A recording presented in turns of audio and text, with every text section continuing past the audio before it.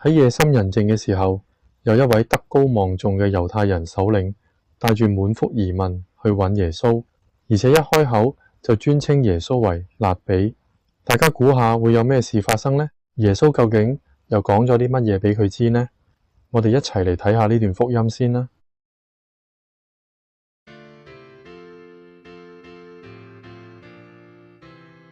天主如此深愛世人，甚至把自己的獨生子賜給了他們，使相信他的人不致喪亡，反而得到永生。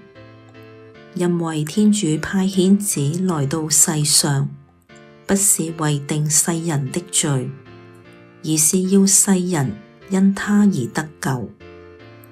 凡相信他的，不被判罪；不信的人已被定罪了，因為他沒有信天主獨生子的名字。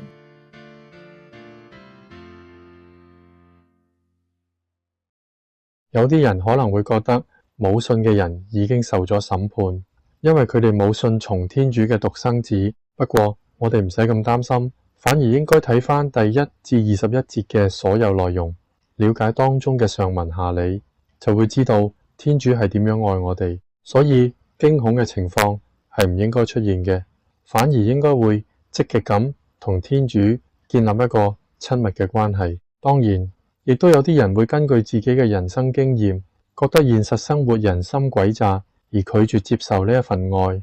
呢個都可以話係一種自行審判，將自己置於永不超生嘅地步。所以我哋呢一班信友千祈唔好掛羊頭賣狗肉，影響咗其他人得救嘅機會。